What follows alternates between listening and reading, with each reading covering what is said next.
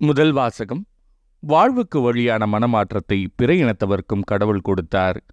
திருத்தூதர் பணிகள் நூலிலிருந்து வாசகம். அதிகாரம் 11, இறைவசனங்கள் 1 முதல் 18 முடிய. அந்நாள்களில் பிற இனத்தவரும் கடவுளின் வார்த்தையை ஏற்றுக்கொண்டதை பற்றி திருத்தூதர்களும் யூதேயாவிலுள்ள சகோதரர் சகோதரிகளும் கேள்விப்பட்டார்கள். பேதுரு எருசலேமுக்கு திரும்பி வந்தபோது விருத்த சேதனம் செய்து கொண்டவர்கள் அவரோடு வாதிட்டனர். நீர் ஏன் விருத்த சேதனம் செய்து கொள்ளாதோரிடம் சென்று அவர்களுடன் உணவு உண்டீர் என்று குறை கூறினர்.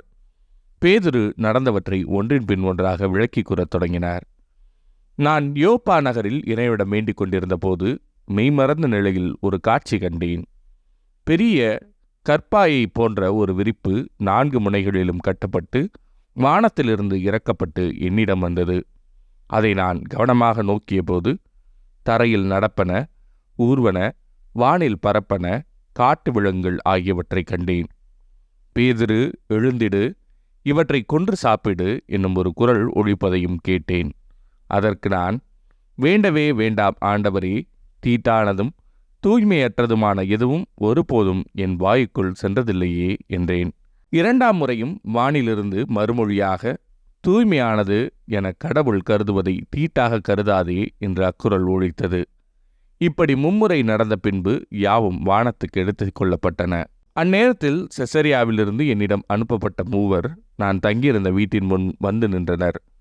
தூய ஆவியார் என்னிடம், தயக்கம் ஏதுமின்றி அவர்களோடு செல் என்று கூறினார். உடனே நானும் இந்த 6 சகோதரர்களுமாக அந்த மனிதர் வீட்டுக்கு சென்றோம்.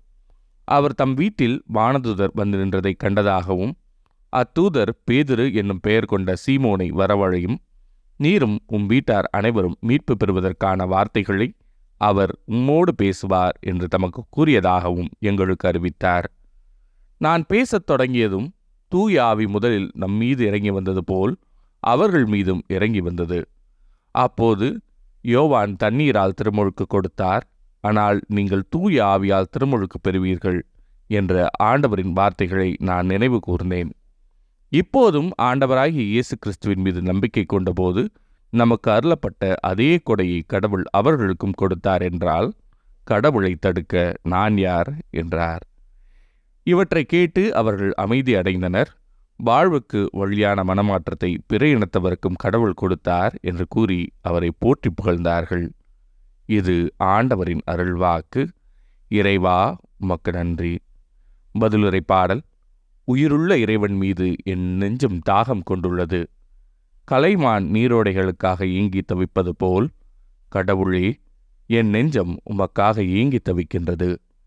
என் நெஞ்சம் கடவுள் மீது, உயிருள்ள இறைவன் மீது தாகம் கொண்டுள்ளது. எப்பொழுது நான் கடவுள் முன்னிலையில் வந்து நிற்கப் போகின்றேன்? உயிருள்ள இறைவன் மீது என் நெஞ்சம் தாகம் கொண்டுள்ளது. ஒளியையும் உண்மையையும் அனுப்பியருளும். அவை என்னை வழிநடத்தி உமது திருமழைக்கும் உமது உறைவிடத்திற்கும் கொண்டு போய் சேர்க்கும். உயிருள்ள இறைவன் மீது என் நெஞ்சம் தாகம் கொண்டுள்ளது. அப்பொழுது நான் கடவுளின் பீடம் செல்வேன். என் மன மகிழ்ச்சியாகிய இறைவனிடம் செல்வேன். கடவுளே, என் கடவுளே, யாழிசைத்து ஆர்ப்பரித்து உம்மை புகழ்ந்திடுவேன்.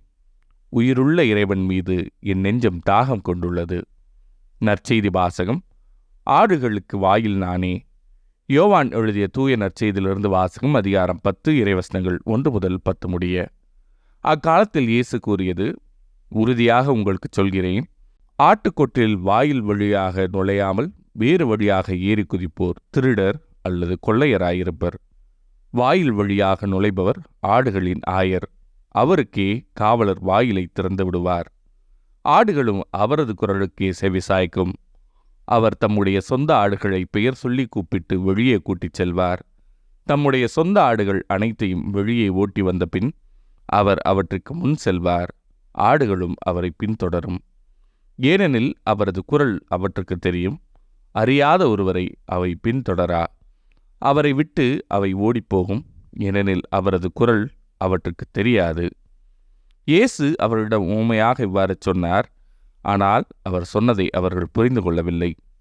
மீண்டும் இயேசு கூறியது, உறுதியாக உங்களுக்கு சொல்கிறேன், ஆடுகளுக்கு வாயில் நானே. எனக்கு முன்பு வந்தவர் அனைவரும் திருடரும் கொள்ளையருமே. அவர்களுக்கு ஆடுகள் செவிசாய்க்கவில்லை. நானே வாயில். என் வழியாக நுழைவோருக்கு ஆபத்து இல்லை. அவர்கள் உள்ளே போவர், வெளியே வருவர், மேய்ச்சல் நிலத்தை கண்டு கொள்வர். திருடுவதற்கும் கொள்வதற்கும் அழிப்பதற்கும் அன்றி திருடர் வேறெதற்காகவும் வருவதில்லை. ஆனால் நான் ஆடுகள் வாழ்வை பெறும் பொருட்டு, அதுவும் நிறைவாக பெறும் பொருட்டு வந்துள்ளேன்.